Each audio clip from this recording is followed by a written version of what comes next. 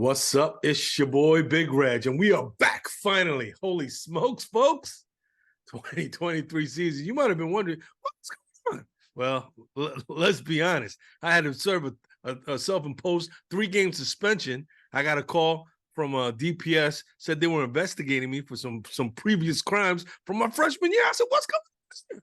They said, yo, we think that you might have stolen some trays from Bursley Hall to go sledding. I said, what?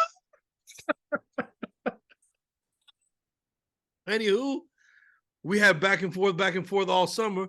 Finally, we came to the conclusion. 3-game self-imposed suspension. Now we started, and we're back, baby.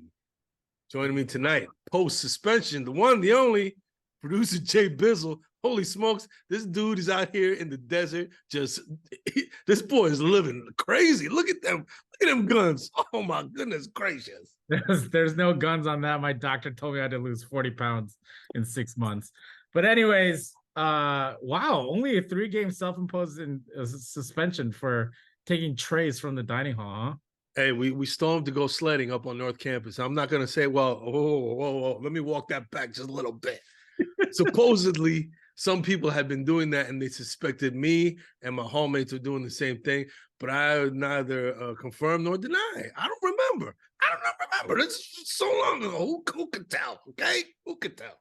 Anywho, we're back after the suspension. We missed 3 games. Let's go through them quick. First game, season opener, ECU, East Carolina University. I'm not going to lie to you, folks. I didn't know there was such a thing as East Carolina. But then again, you know what?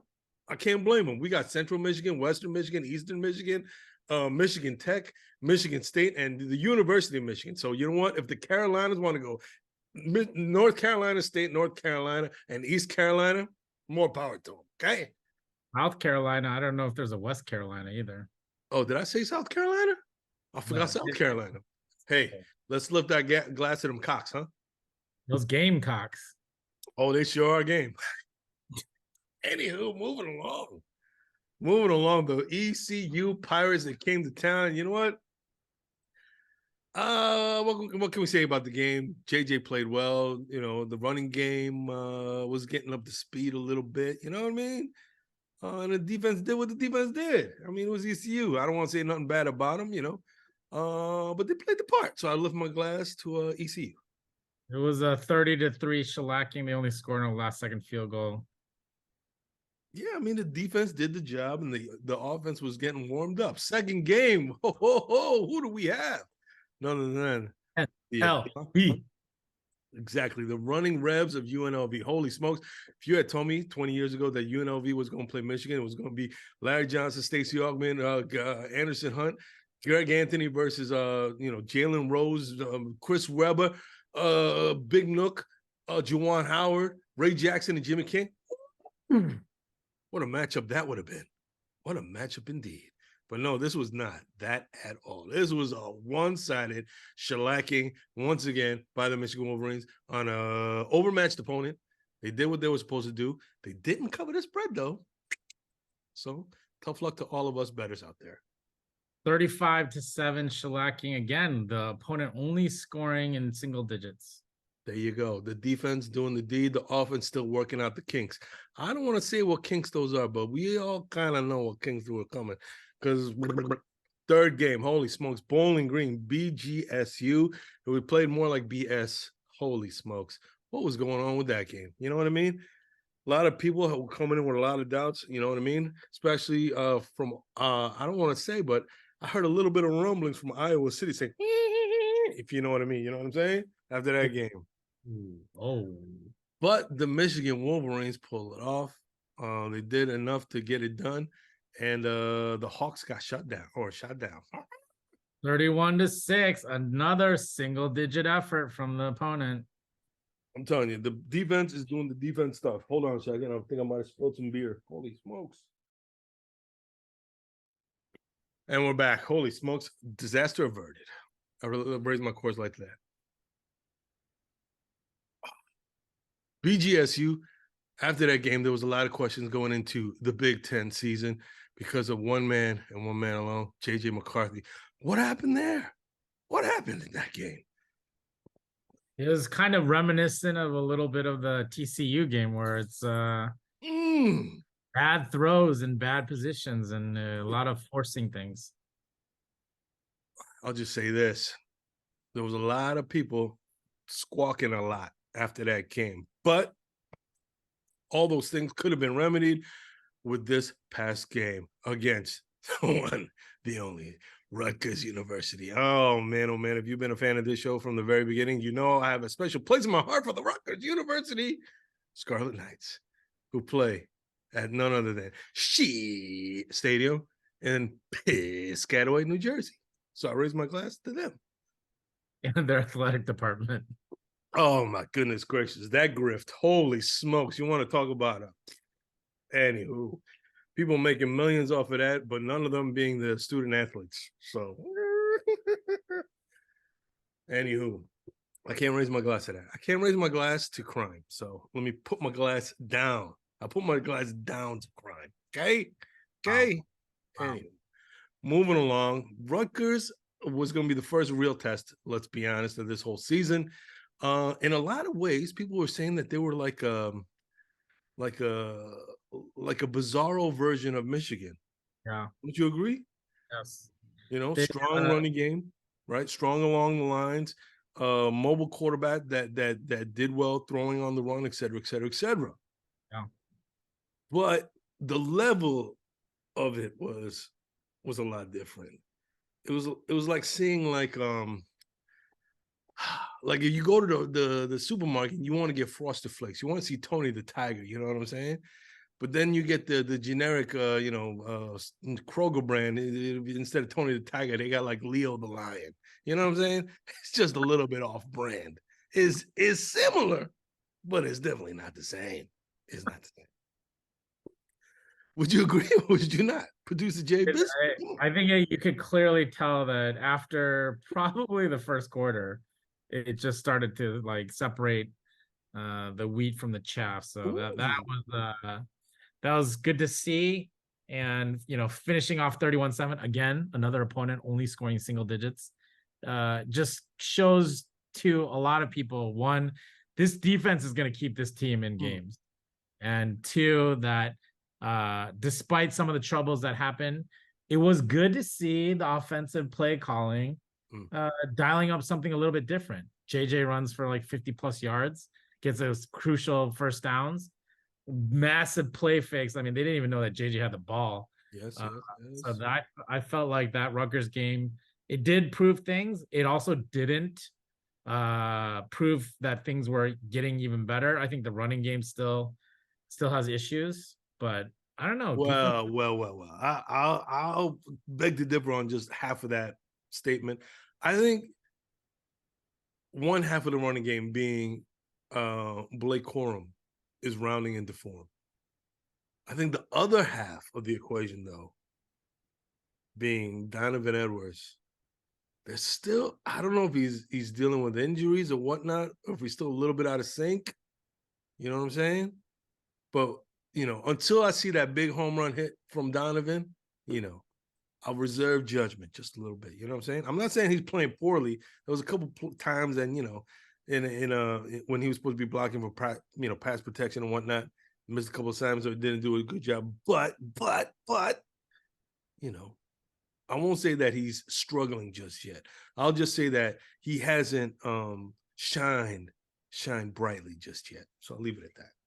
I mean, let's be honest, they're kind of two different runners, and I think Donovan Edwards had huge holes last year, and once he gets through that hole, it's hard to catch him.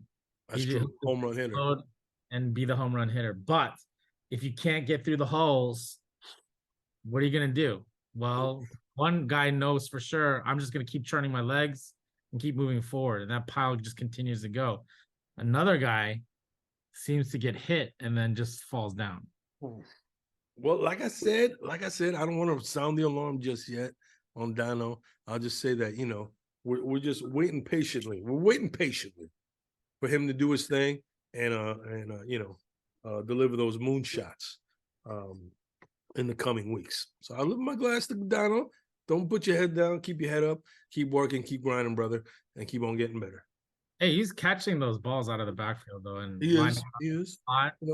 catching deep balls. So I mean, yeah, just keep feeding the ball. Somehow get him the ball. He will be what we need him to be. Well, he's got two hands this season. End of the last season, he was only playing with one hand. One hand was in a cast, and he still dominated OSU. So I raised my glass to that. Yeah. Speaking of OSU, let me just put this out there. Ryan Wow. Day, come on, man. What are you doing, bruv? What are you doing? Wow. Bruv? Ryan Day going at listen. Ryan Day want to puff his chest up and call tough. You don't prove that you're tough by talking tough to a 90-year-old man with a speech impediment. Okay. Yeah. Wow. That's not the way to do it. Wow. That's not the way to do it. Why are you picking fights with 90-year-old dudes? Come on, man. That's not toughness. It was almost like a Kirk Cousins moment. He's like, "You like that? You like that?" It was so cringy and embarrassing. But with his rosy cheeks, rosy red cheeks. Oh, he had all the earnestness and charisma of Paul Bearer. Remember Paul Bearer, the manager for the Undertaker? He was like that. I was like, this dude is just. Does he realize what he's doing right now? And then the funniest part was the OSU faithful. If you read all their, because I go through and I read a lot of their blog posts and whatnot, they were loving it. They were just eating it up. They're like, yeah, we're tough. We're tough. And I was like, number one, you're talking smack against a 90-year-old dude. And number two, you're talking smack because you made a 4th and inches, barely, against a 10-man Notre Dame front. I mean, that's not tough. That's not tough. You played against 10 men and you barely made 4th and inches. Yeah. That's embarrassing. Now, let me flip that to the other side, because the other side of that equation was Notre Dame, another team I hate. But I got to give it up to my Korean brother, Marcus Freeman. Well, Marcus Freeman, I haven't seen a Korean be that bad at math since I struggled with the SATs back in high school. And I scored a 580. My mother thought I was going to become a janitor.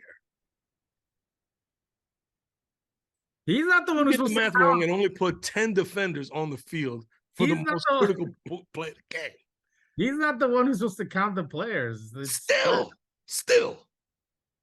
Marcus Freeman's mama was like,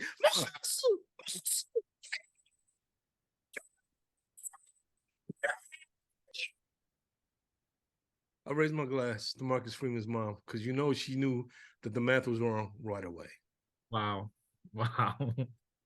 I was like, yo, how can a Korean brother be so bad at math? And then I remembered, oh, you know why? Because he went to OSU. Oh, wow. What are you going to do? Anywho, enough about them schlubs. Back to Michigan football. I could, but even in that game, I couldn't stand to watch it. And two, I had money on beating OSU and it lost. So that was like a double hit. And yeah, I wish it ended it either in a tie or a forfeit for both teams because I hate them both on there. For me, it was the perfect ending because it showed that they're both crappy teams and they're both, incompetent in a lot of ways.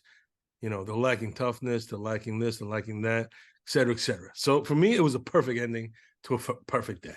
So I raised my glass to mutual or incompetence on both sides, OSU and Notre Dame. Parallel incompetence. Anyway, back to our game.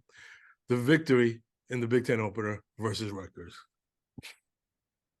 One thing we didn't mention yet was the fact that J.J. McCarthy bounced back in a big way this game, and he made a lot of big throws. But I thought more than the throws, the thing that opened up the thing that I was glad to see him doing was the running. And I think you mentioned it before, but I think the running was a key part of our success. So I raised my glass to JJ, not only getting more confidence in the passing game, but also expanding what he did on the runs. The thing that I liked the most about those runs was those were long runs. He was making them in timely fashion, but then also he got out of bounds.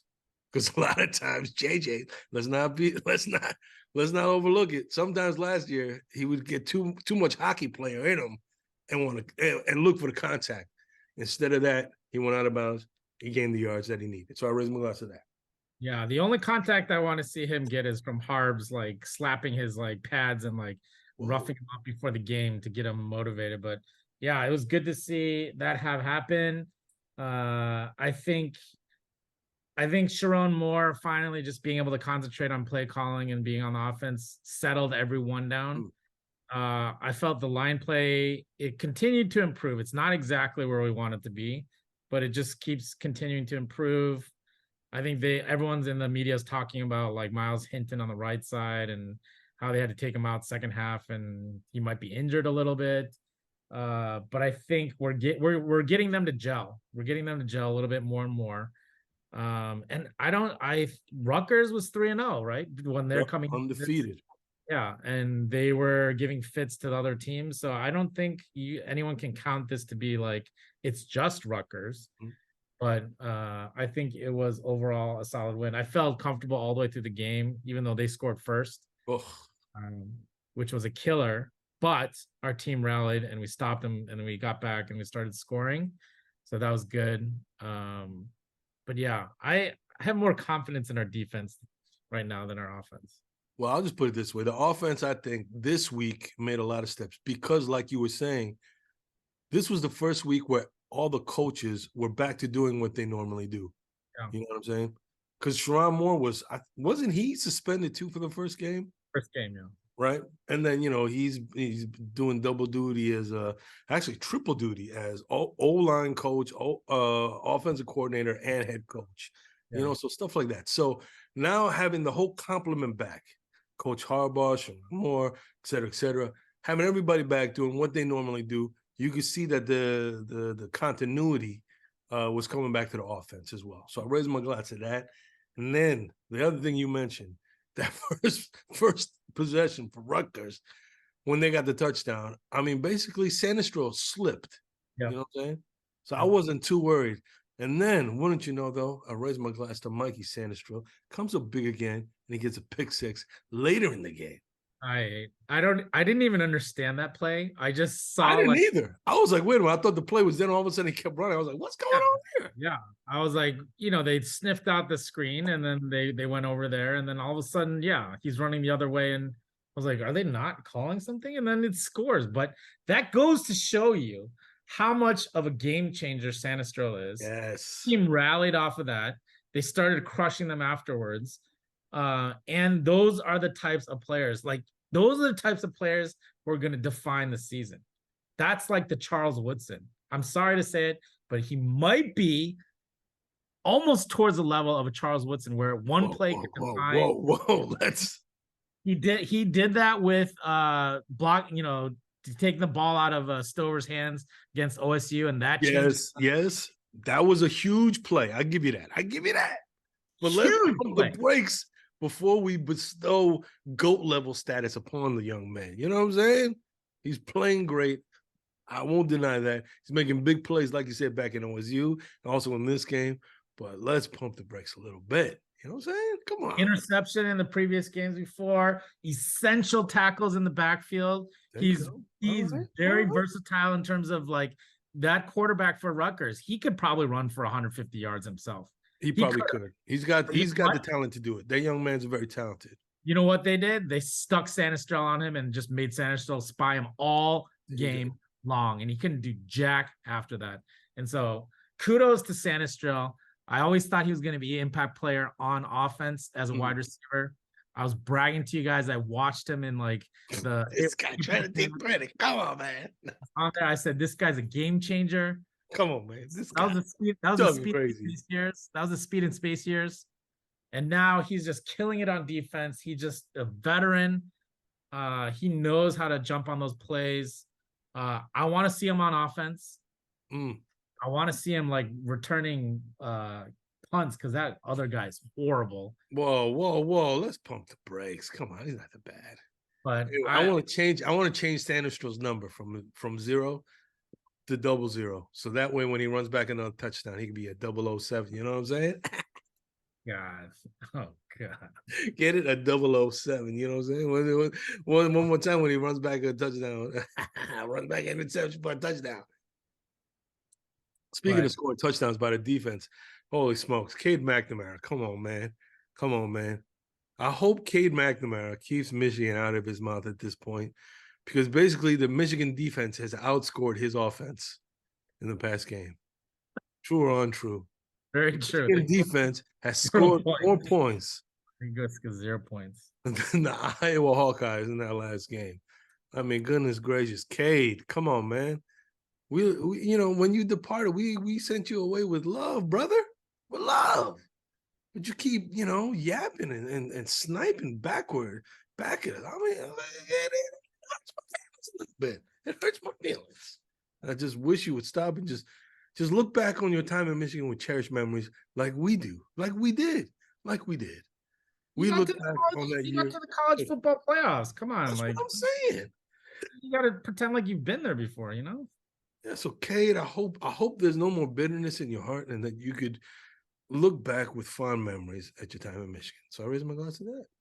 Oh God, are you gonna splice in his press conference? No. No. It sounds like a D-bag. No. Anywho, by the end of the game, when all was said and done, I'm feeling pretty good about this Michigan team and the trajectory that it's on. Now that Coach Harbaugh and the full coaching staff is back, now that the running game is getting more and more consistent, now that JJ McCarthy hopefully is continuing to work out with him and his receivers, the kinks in some of the offensive game plan. Oh, we almost forgot to mention.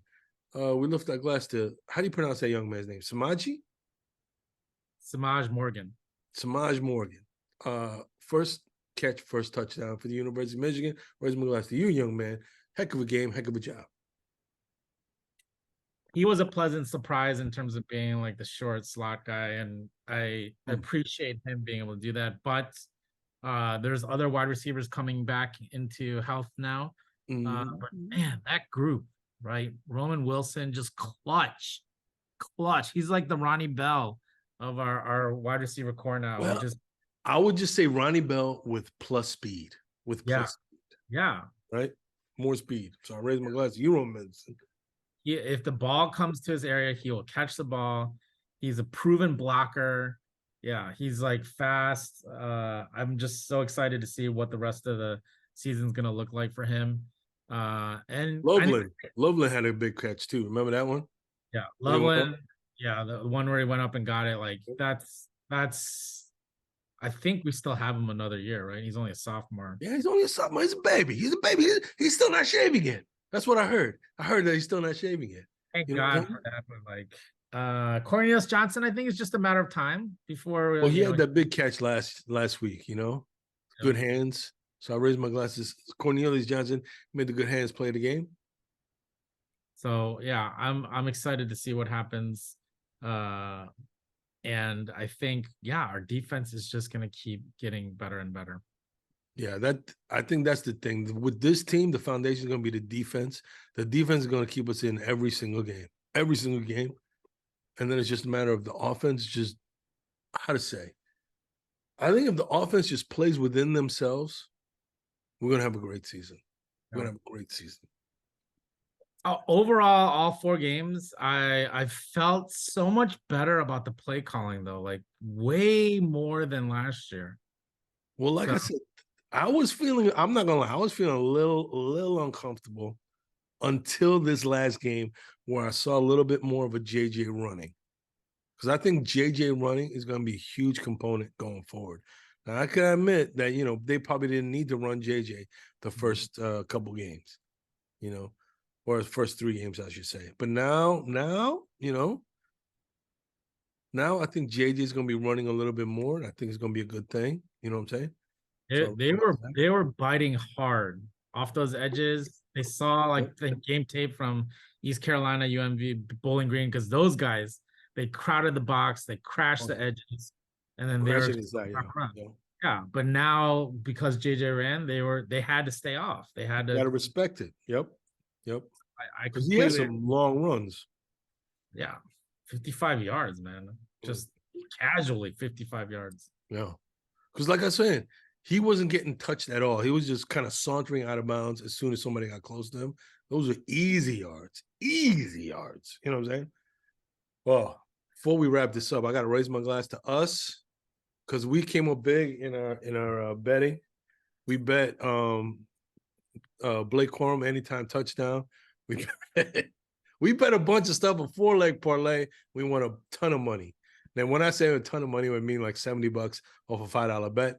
Because, hey, listen, like I told the fellas, we're not betting for rent money. You know what I'm saying? We're just betting for fun, baby. We're just betting for fun. Just trying to see what our team can accomplish. We're up big time so far this season.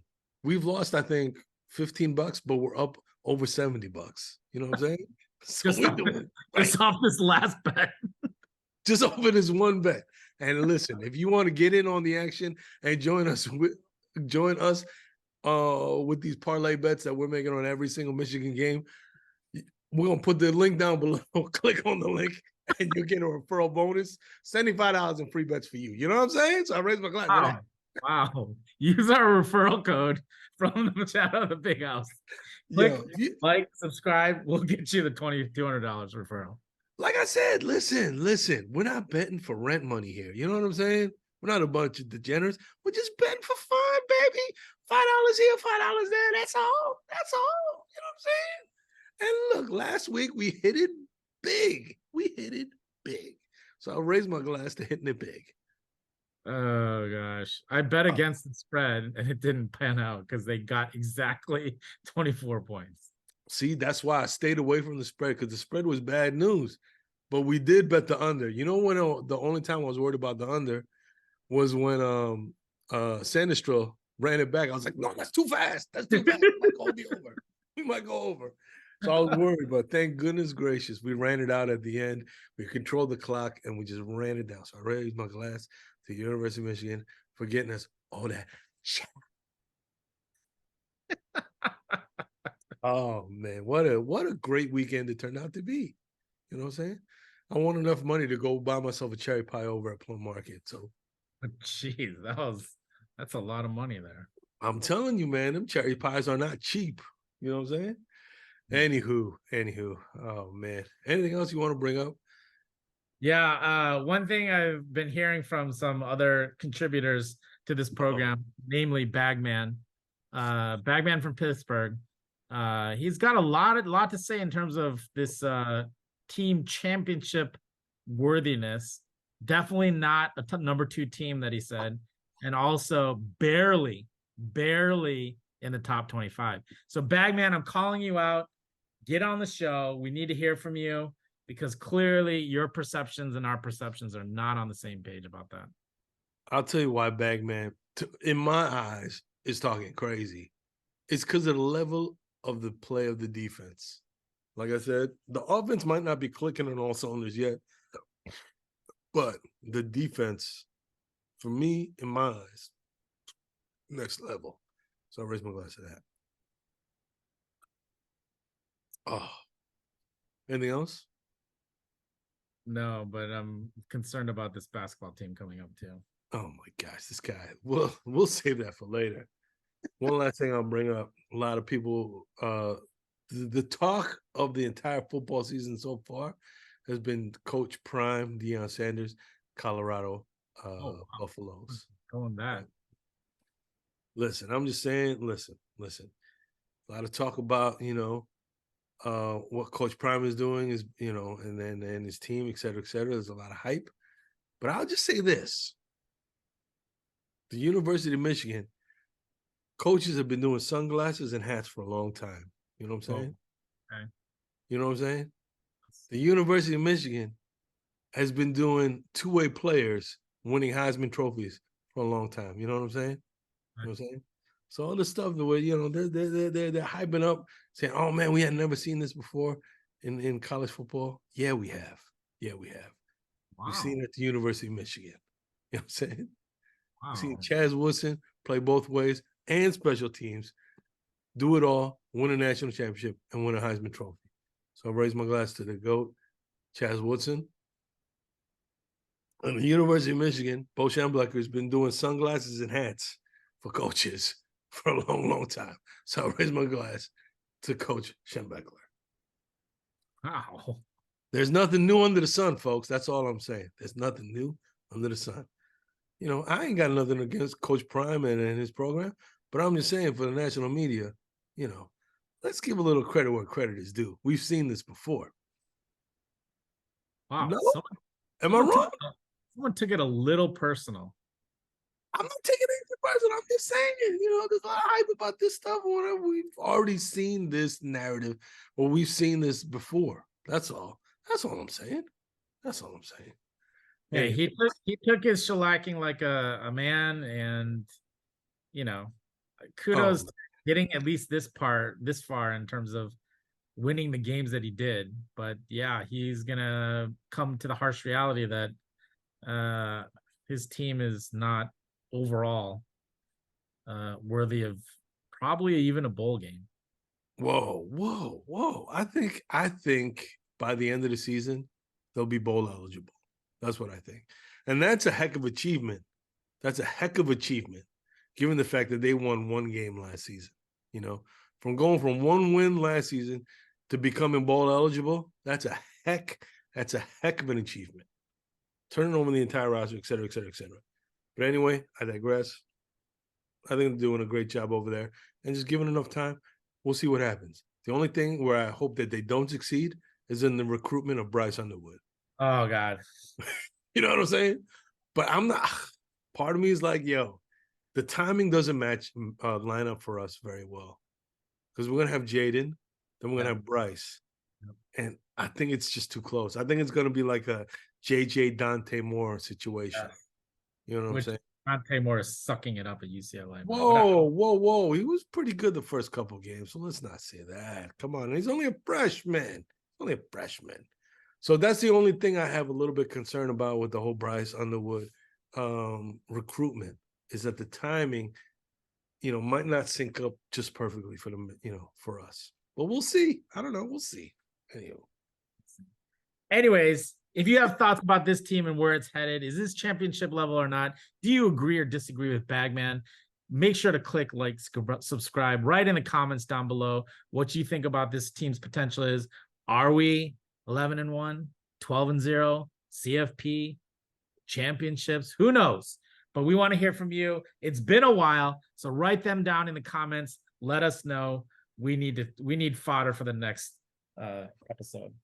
And like I said, if you want to bet along with us, we'll put the link in there for the referral bonus. You're going to get $50 worth of sports betting bonus, $25 worth of casino betting bonus, all from FanDuel.com. I'm telling you, man, it's like I said, we're not betting to make rent.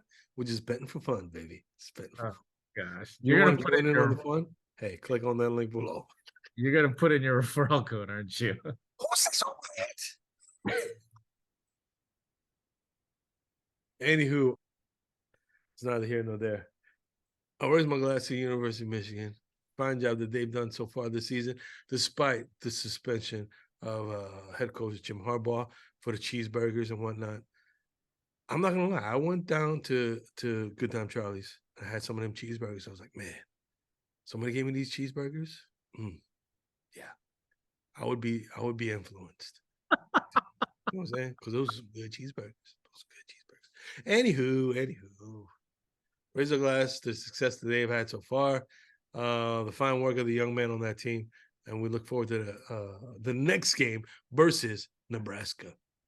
Those Cornhuskers, they're rounding into form under Coach Matt Rule. And I think it's going to be a tough matchup, despite Nebraska's record so far. I think it's going to be a tough matchup in a hostile environment. Man, I'm looking forward to the game. So I raise my glass to that. Go Blue. Go Blue.